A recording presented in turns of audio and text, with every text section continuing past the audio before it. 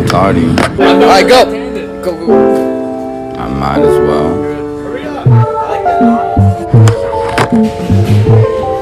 And you know that I really am. Sorry for being who I am. What's cracking, everybody? We're here with King Louie. Then again, wasn't it?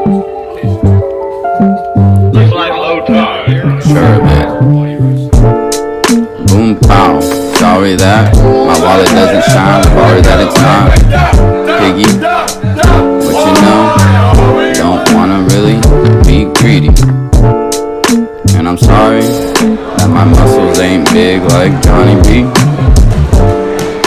I'm sorry.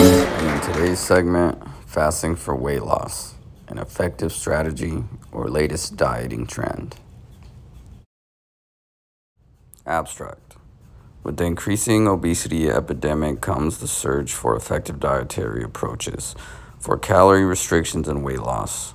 Here I examine whether fasting is the latest fad diet as portrayed in popular media and discuss whether it is a safe and effective approach or whether it is an isocentric diet trend that promotes short-term weight loss with no concern for long-term weight maintenance.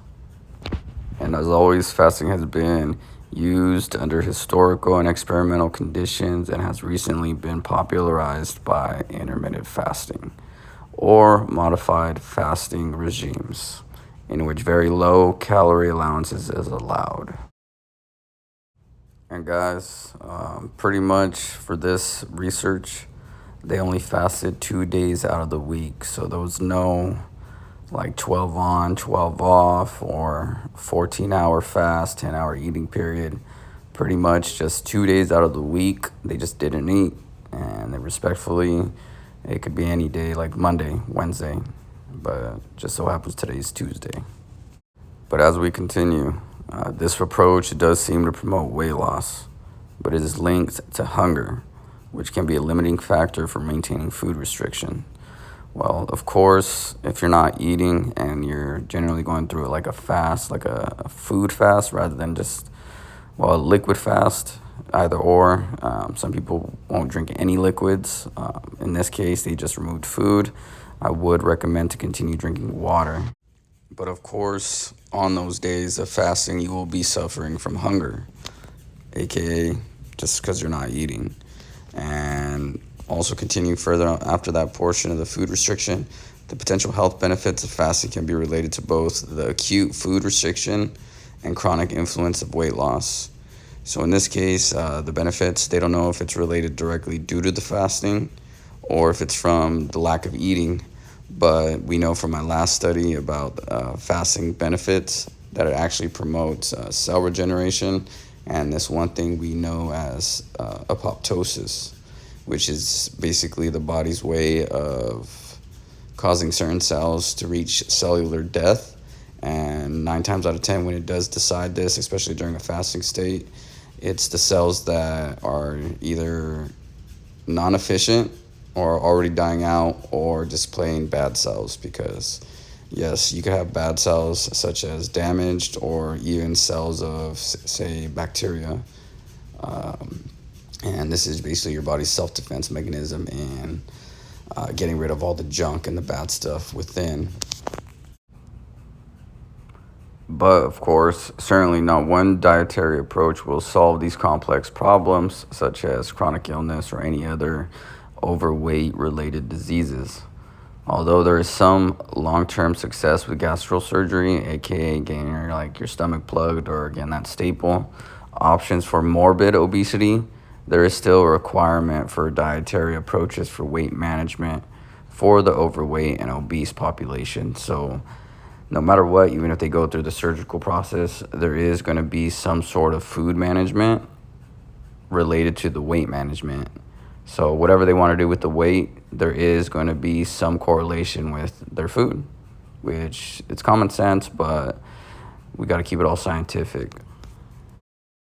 And I'm just going to skip over the remainder of this part because realistically it just says what I just said, but in a scientific way.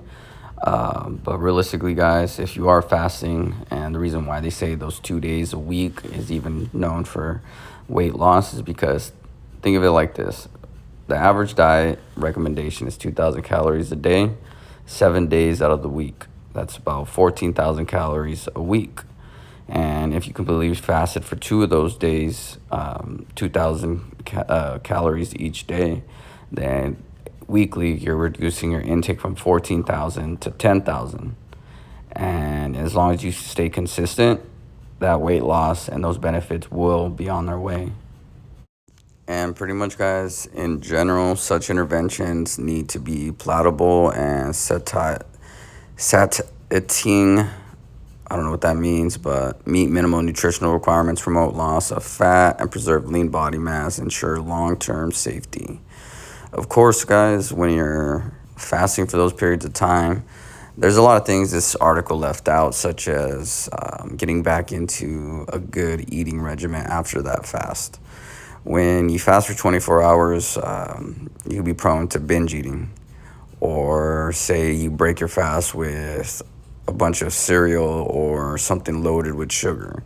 Your insulin could spike after that, and now you're playing with your hormone balance. That's basically what it means. You need to meet requirements of your nutritional guidelines for whatever that may be.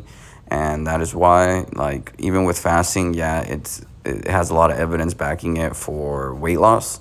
But you also have to know who you are and what you are. You got to understand your own body. You got to listen to it. If you fast and say you start getting hunger headaches, you got to be able to identify, are those headaches from like low blood sugar, or is it just your body's fighting itself because it's hungry? And those are the little things that I would recommend as my own disclaimer, to go seek out a medical professional before you take on any of these diets or any particular thing having to do with my channel, or even with the information that you go out seeking on your own. Because realistically, we're here to make our bodies stronger, more efficient, and to increase our longevity and not only our quality of life. And that's why if you're going to do something and implement something for your temple, then make sure you're right. Make sure you have all safety nets in place, and make sure you have some sort of guideline or protocol just in case certain things happen. But real quick, guys, that was today's breakdown. I know it's kind of short, simple, but yeah, I'm going to have more studies on the way. Sorry, this week I kind of been out the loop. I'm still dealing with my physical therapy from my knee reconstruction. But guys, if you're interested in fasting, look more into it. Do your research. PubMed has a lot of information with a lot of evidence backing their claims. And as always, guys, yeah, keep fighting that good fight and get better every day. Doc out.